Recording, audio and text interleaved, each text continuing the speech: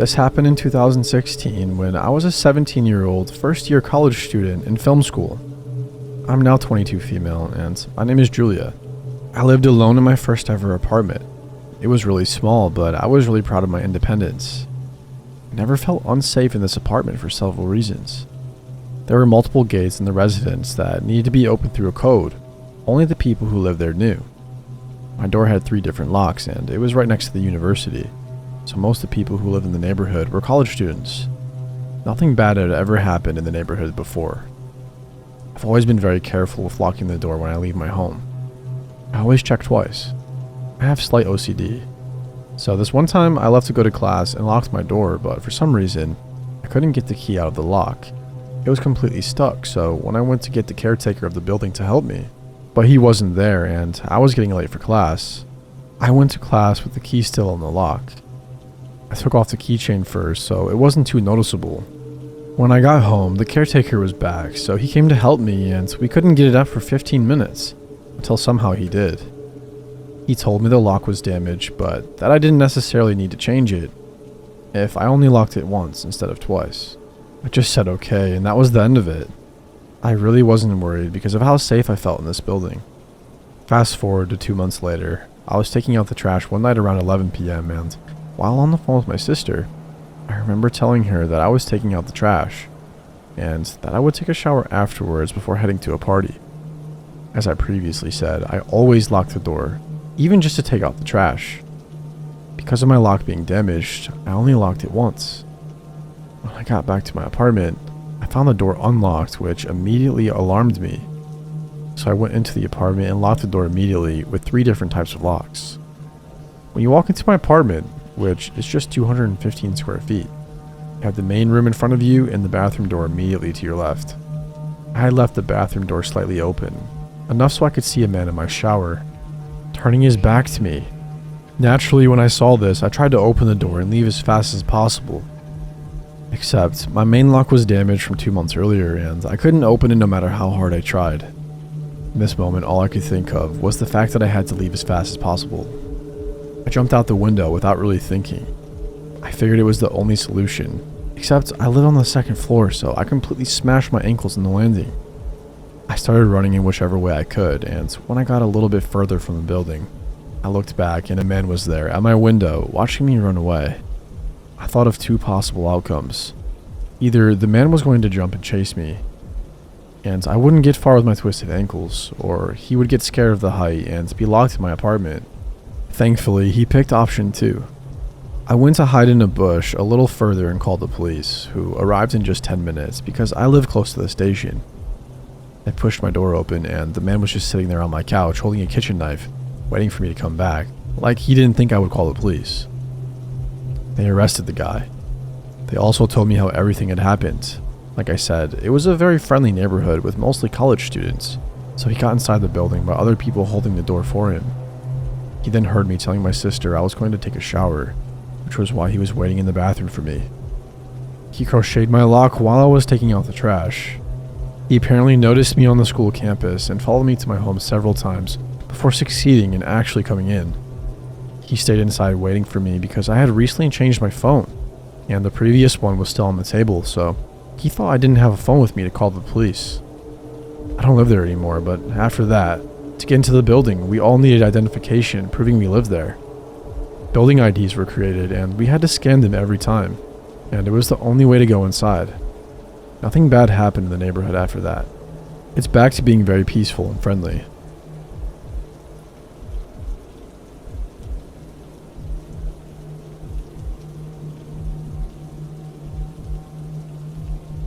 In the summer of 2015, I worked at a university in a small southern town.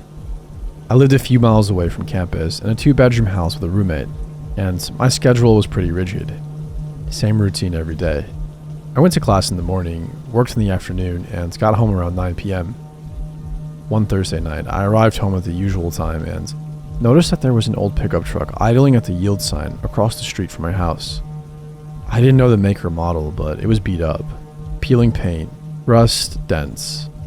It looked really out of place in our neighborhood. Most people there drove nice modern cars, so this thing stood out like a sore thumb. The streets were deserted. It clearly wasn't waiting for other cars to pass. I thought maybe the driver was just texting or something, but since my roommate wasn't home yet, I didn't want to leave the safety of my own vehicle. I'm a petite woman who doesn't carry pepper spray anymore, so I try to be aware of my surroundings. I pulled into my driveway and just sat there, staring at the truck and waiting for it to leave. Eventually it did. It pulled away slowly and made its way out of the neighborhood toward the main road. When it was out of sight, I went inside, locked the door behind me, and made myself some dinner.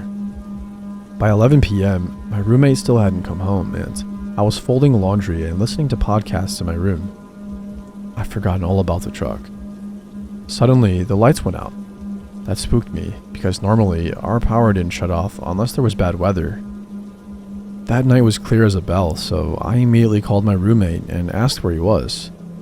He told me he was already on his way home and would be there in about 5 minutes. Relieved, I just told him to step on it and hung up. No reason to freak out about a power outage, right? He'd be there soon enough, and then we could figure it out together. I walked into the living room to wait for him. Our front door had a little diamond-shaped window in it, which I always hated. I stood on my tiptoes and looked out to see if our neighbor's power was out as well. I was surprised to see that it wasn't. Even the street light near our front yard was still on. Weird. Had I somehow blown a fuse? Just as I considered making a trip to the basement to reset the breakers, I received a text message from my mom. I don't remember what it was about, but it only took me a few seconds to answer it. After I did, I looked out the window again. To my utter shock and surprise, there was a man standing under the streetlight. He hadn't been there before, and I instantly got a bad feeling. He was middle-aged and about 6 feet tall, with a potbelly and little round glasses, unkempt hair, old sneakers. His white t-shirt and blue jeans were filthy. He looked like he'd been working on a car or something. He was mechanic dirty, you know? And he had this awful, smug expression on his face. I had never seen him before. Still in shock at actually seeing someone out there, I didn't move. Luckily, he couldn't see me because the inside of my house was pitch dark. But to my absolute horror, he was headed straight for me. Not walking quickly or with purpose, just kind of casually shuffling toward the house. If someone else were to pass by, they probably wouldn't realize what he was up to. He even glanced around a few times, as if making sure nobody else was watching. Inch by inch, he made his way into the yard. This guy was coming to get me. I was sure of it. I started to shake. I think it's worth mentioning that my dog is very people-oriented, and usually goes bananas when he hears someone outside. This time, he was silent. He had no idea there was a man approaching, even though I was staring at him through the window. When the man was about halfway to the porch, my roommate's car finally rounded the bends and turned onto our street. As soon as those headlights lit him up, the man turned to look and recognized the approaching vehicle. My roommate and I both saw his face. He recognized that car. In his haste to get away, he nearly stepped in front of it and got run over. My roommate swerved into the driveway, scrambled out, and charged into the house. He didn't even speak to me. He just grabbed the axe out of our utility closet and went back outside to confront the man. But the man was gone. We called the police and the power company, and they both sent someone to check things out. The police didn't find anything. The repairman reset the box on the pole near our house. Apparently, the switch had flipped, which is why our house, and only our house, was without electricity. I asked the repairman if there was any way that a person could have been responsible for that, but he didn't give me a straight answer. The following day, we went on a camping trip that lasted all weekend. If the man came back, we never knew. And after that, I refused to be home alone. If my roommate wasn't around when I got off work, I killed time at a local bar until he got back. We both moved away soon after. I never saw the man or the truck again, but sometimes I wonder how long he had been watching our house, and what might have happened if my roommate hadn't been on his way home that night.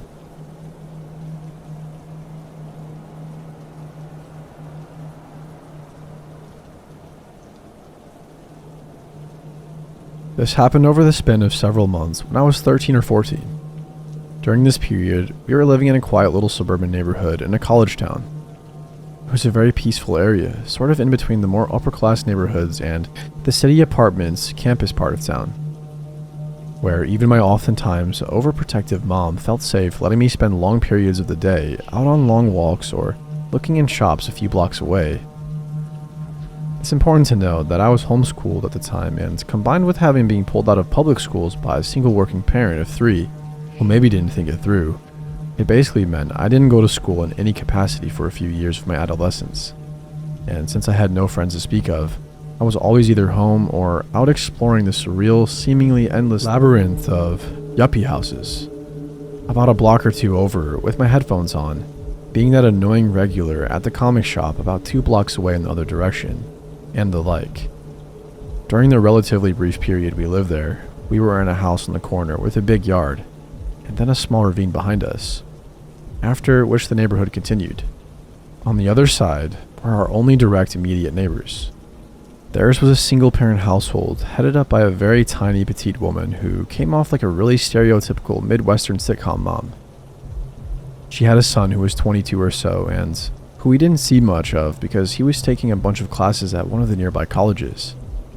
A very stereotypical gamer nerd neckbeard, 17-year-old, who we rarely saw outdoors and seemed to exclusively wear Devil May Cry shirts, and a goth daughter who I, as well as the rest of the family, assumed to be around 16, based on her appearance, mannerisms, how she came off when you spoke to her, and so on.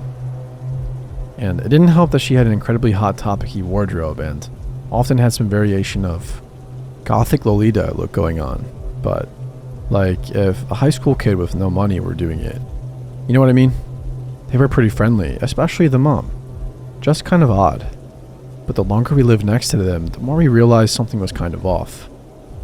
The mom had this whole cheerful, bordering on creepy, step-forward wife thing going on. It seemed like she never ever stopped smiling.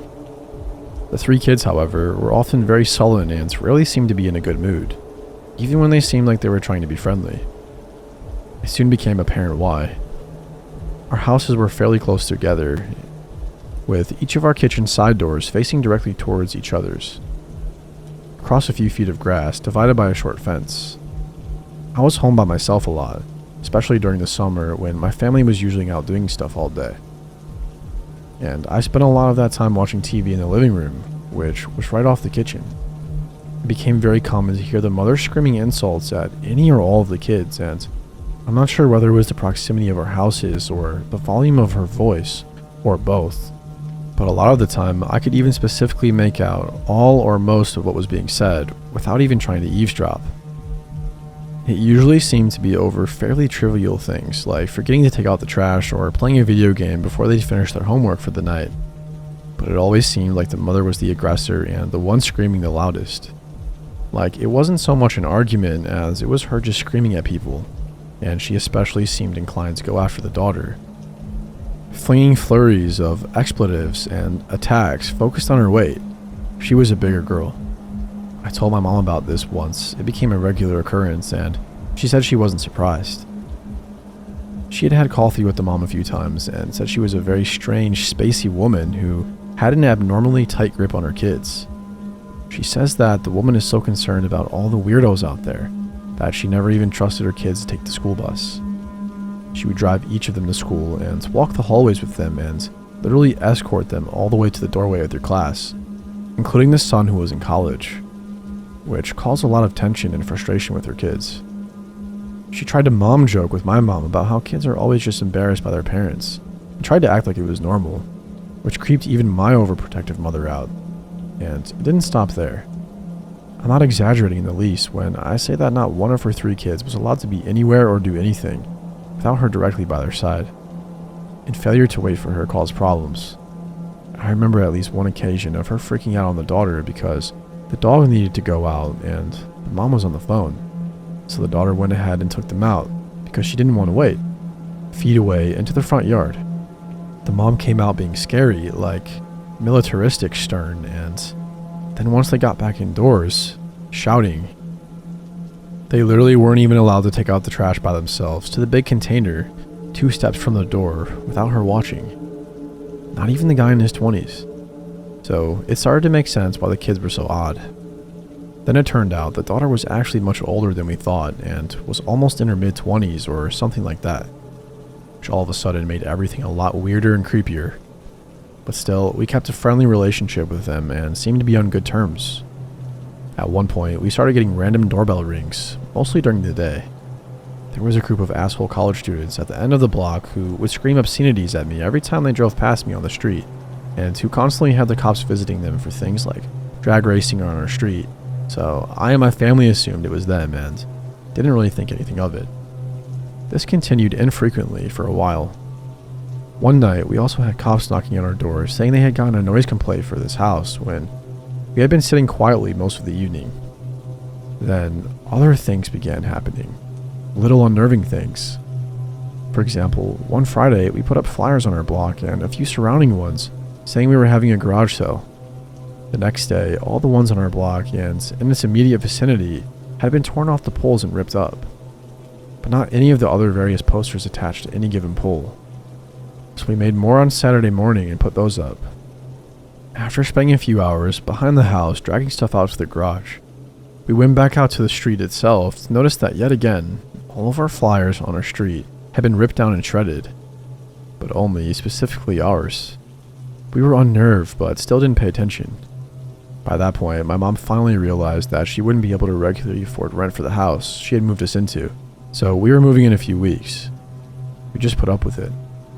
Then, one day, I was home alone and I heard a large vehicle pull up and suddenly heard our dog, who we had tethered to a tree out front a little while prior to let run around a bit in the nice weather, freaking the heck out.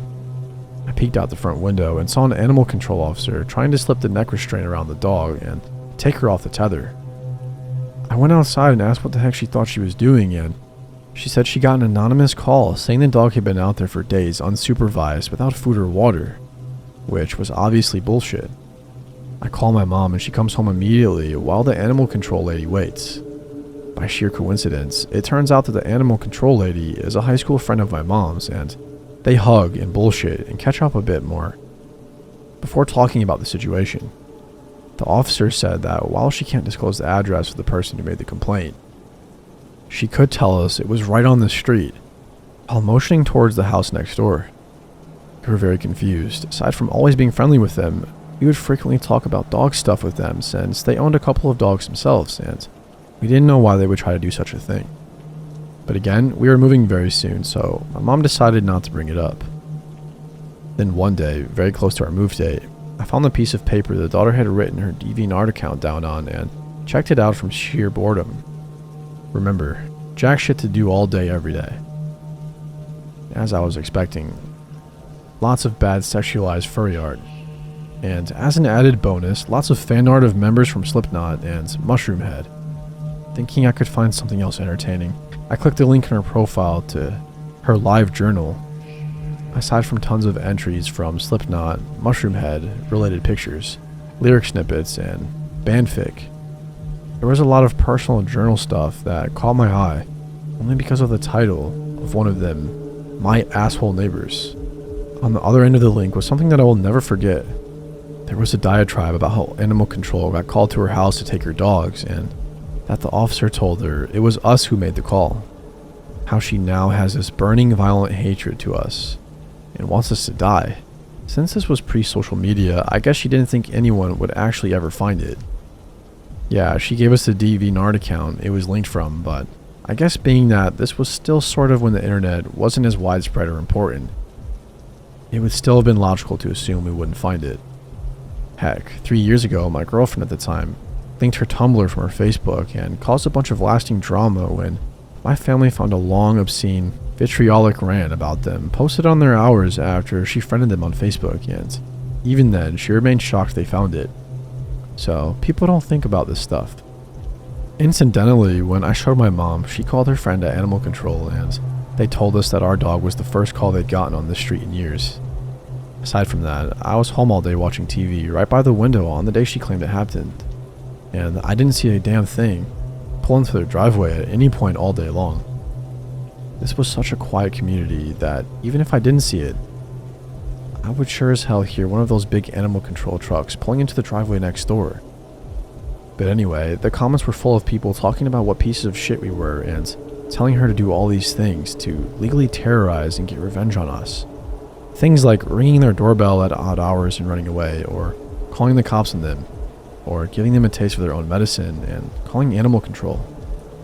There were even lots of posts suggesting She stalk us or break into her house. Or, after she whined about animal control and not taking our dog, kidnap or kill our dog or do other rash things. Since again, this was pre-social media, before there was a Facebook and before there was even a MySpace, laws on this stuff weren't quite as clear. At least to my mom, and she was afraid of getting the law involved would only make things worse. The fact that pre-social media era, she also had detailed physical descriptions of us in her post about how much she hates us, which was also pretty unnerving.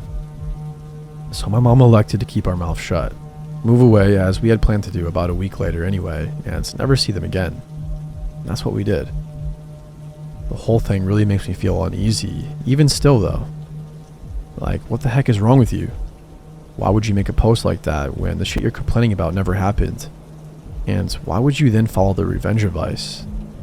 You've got nothing to avenge. I guess it hurt even more because I genuinely liked this girl. As a wee comics anime metal nerd, I figured we had common ground. But if she was so unbalanced as to do something like this in the first place, and seeing how things kept escalating as they did, would anything have stopped her from doing something more screwed up?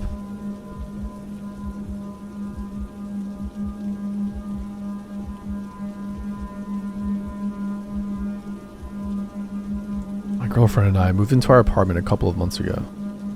The apartment is actually the first floor of a high ranch. It's located in an okay neighborhood, but there are some seedy areas nearby. About a week ago, I went outside around 1 a.m. to smoke a cigarette. I work late and noticed a black Dodge Charger blocking my driveway, idling with his lights on. As soon as I noticed the car, it pulled away. I didn't think much of it. A couple of days later, I got home from work and went outside to take out the garbage at about 2 a.m. and again saw the same car parked with the engine and lights on, blocking my driveway. Once again, as soon as I saw the car, it pulled away. Finally, tonight, I got home from work around 1 a.m. and went to the bedroom to check on my girlfriend. We were talking when I heard brakes squeak from outside. The bedroom is in front of the house. I looked through the blinds and, once again, the black Charger was blocking the driveway. Engine and lights on. I opened the blinds for a better look, which was stupid in retrospect, because the lights were on inside, and it appeared that he noticed me open the blinds and immediately drove away. I'm starting to get a little alarmed for a couple of reasons. Obviously, the first is that it's strange for this car to repeatedly stop in the same spot in front of my driveway, numerous times so late at night. Also, my street doesn't connect to any major roads, and for the most part, the only people I see driving by live on my block. None of the neighbors on my street drive this car, and I've driven around the surrounding streets a couple of times, but I haven't seen this car parked anywhere locally. I plan on talking with my upstairs neighbors about this, but apart from that, I'm unsure what or if I should do anything else about this for the time being. If anyone could offer any advice, I'd appreciate it.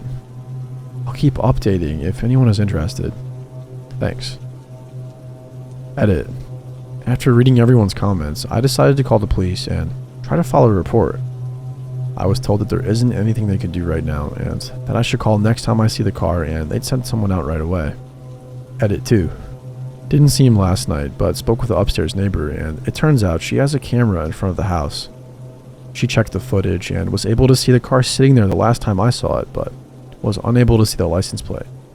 Her son said he would check the tape as far back as he could to see how many times and how long this car has been creeping around and get back to me. Edit 3. This happened about an hour ago, approx. 12:45 a.m. My girlfriend was coming home from midnight with her friends, and as she was coming down our block, she saw the Charger slowly driving the opposite way past our apartment. She decided to turn around and follow him. She was unable to get a license plate number because she said his license plate cover is tinted. When she tried to get closer, the guy took off and got away. She drives a Hyundai, so there's no chance she was catching him. She called the cops, mentioned that we've already called about the guy, and they said they'd send a car to patrol our area. Before anyone says anything about following him was a bad idea, I already told her it was stupid and to not do it again. I'll keep you posted if anything else happens.